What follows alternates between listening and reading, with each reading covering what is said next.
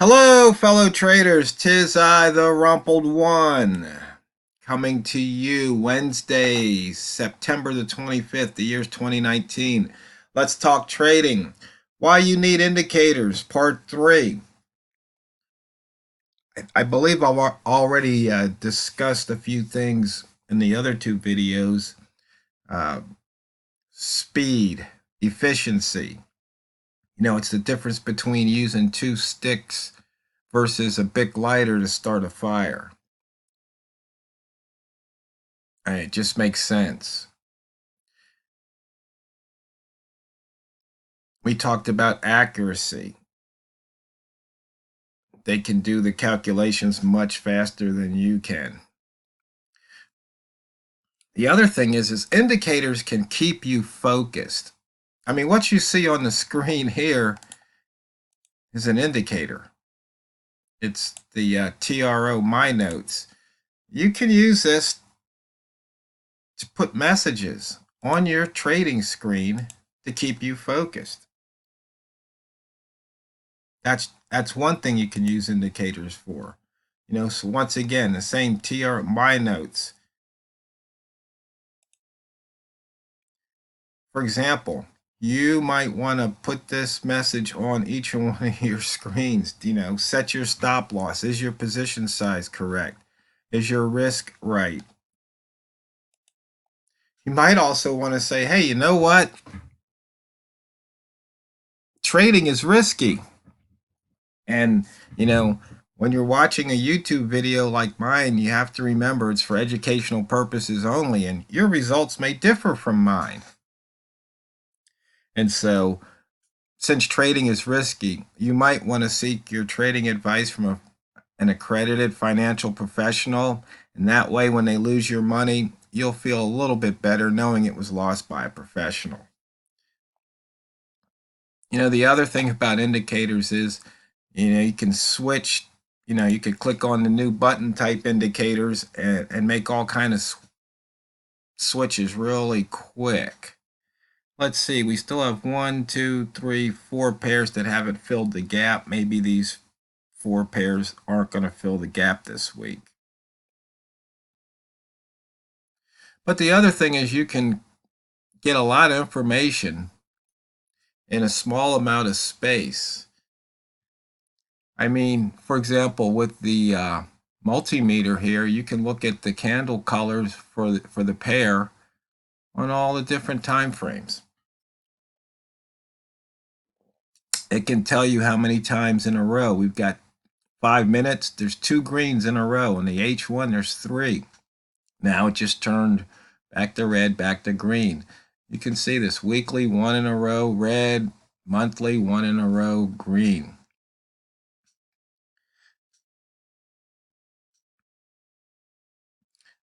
And it can also tell you the position relative in pips relative to different points, close to open, high to close, and close to low. That might seem really simple, but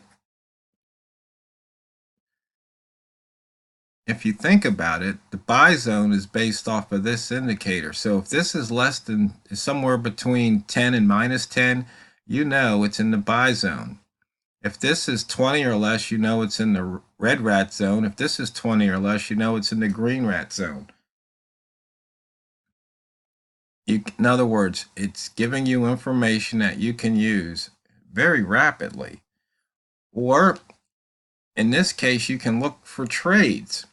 You can look, if you like the wick zone or inside bars or gap trades right here, you can look and see where can I find my next trade? Perhaps you say, okay, Euro Yen was an inside bar. Oh, in this case, you already missed it. But had you been there earlier, you would have known that if you go short at 118.50, there was a chance, an opportunity to trade that inside bar. So let's go over here to the euro. And right there was a chance. get that inside bar. In fact, it's 7 pips below it right now, 17 pips, so 24 pips off that bottom. There was a 20 pip trade just waiting to happen right there. And we can look here, you can see, here's the buy zone. We had the pivot point just below the weekly open below the daily open. So that's kind of a strong, actually that's conflicting because we're above the weekly, so that's usually a long bias, but the pivot point was below it, and we know how often these pairs like to hit the pivot.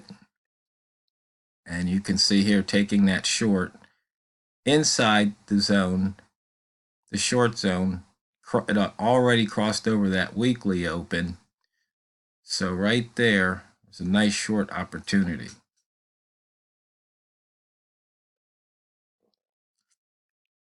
And the thing about it, indicators, you know, some indicators plot lines. Some of them plot horizontal, some plot trend lines, and some plot the squigglies, like a moving average. So not all indicators are created equal. I mean, some indicators just give you information in distance. Some give you information as in value. So for example, the range, it's giving you a value. How many pips? What's the difference between the high minus low? In this case, we've got 1, 2, 3, 4, 5, 6, 7, 8 pairs over 100. So how can you use this? Well, you know, if you already know what the average range is, and you see that a pair is less than the average range, then maybe there's more gas in the tank when it's near its current daily high or low to make it higher or lower. On the other hand, if it's past its average range, maybe it's time to look for a reversal. So if it's in the rat zone, like in this case, it's in the red rat, rather the green rat zone, you might be looking for a reversal to the upside. And so, for example, the fib right here, it's telling you what's the fib level. So if you like trading fib levels and you like trading certain fib levels, you like taking profit at certain fib levels here, you can look at all this information for all the pairs in one chart. Some just display things like, you know, the bar time, the server time, your local time, and when the bar ends. Simple information. Would you want to have to, you know, look at a bunch of different clocks to figure it out? I don't think so. And by the way, boys and girls, fellow traders, I don't sell indicators. This isn't a sales video in any way, shape, or form.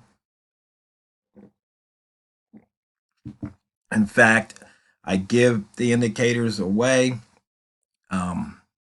It's my way of paying it forward. Yes, there are some that if you send a donation, you get special indicators like the dashboard, but that's was only created because my good buddy Airball said that you know, you should at least get a steak dinner from people out of the deal. They could at least thank you. So that's how that came about. Um, and then indicators can tell you things that, such as what's going on buying and selling. And if you haven't been watching my video, where I got the idea was price can't go up unless the bid gets above this valley of the ask. Okay, and price can only go down as it is right now if it gets below the peak of the bid. You see right there. So if this happens, then it's selling. And if this price gets above right here, then we've got buying, and it's right at that level. Wait and see. Does it go up there? Now we've got buying. So I couldn't have timed that better to show you what that was all about.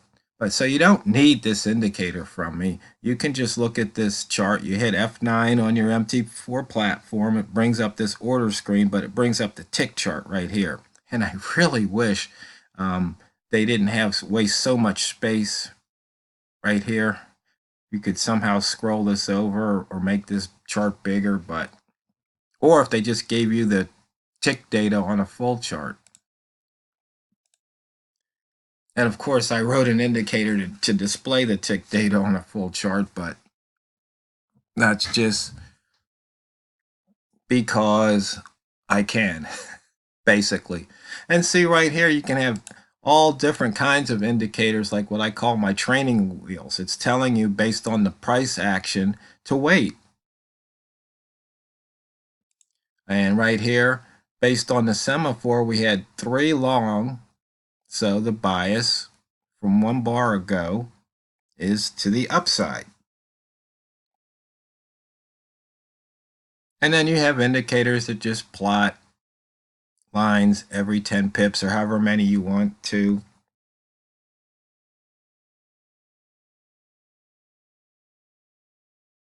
And you have the idiot mode from the price action telling you, don't buy right now. Well, let's see. H1 is red, so you don't want, rule of thumb, don't trade against the H1 candle color.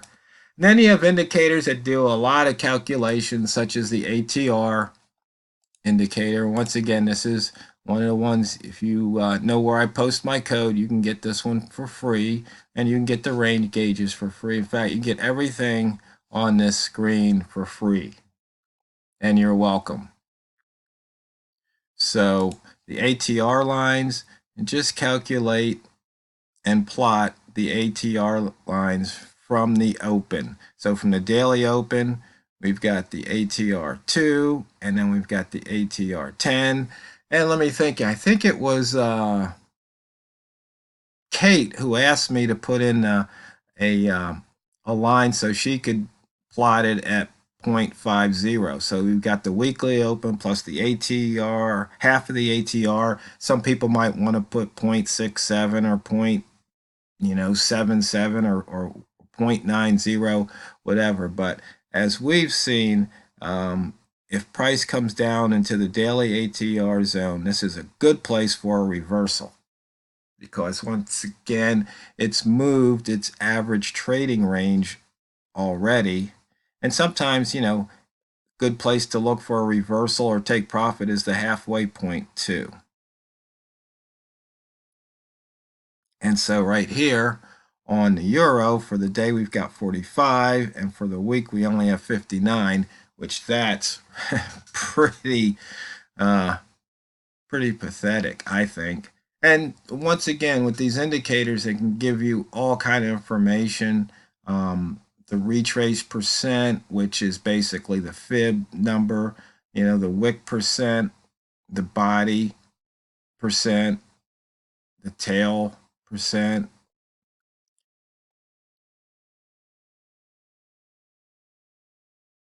and the average. Once again, close minus open, high minus close, open minus low, high minus close, and close minus low.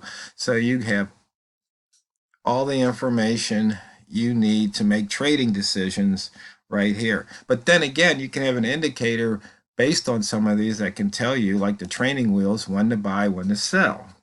For example, here we got TROHL5 putting out certain levels: high, close, mid, open, low. We've got NFP trades indicator telling you where to buy, where to sell. And you have frequency distributions giving you statistics. In this case, high minus low over the H1, minimum, maximum, mean, median, mode, all the statistics. So you see, fellow traders, not all indicators are created equally.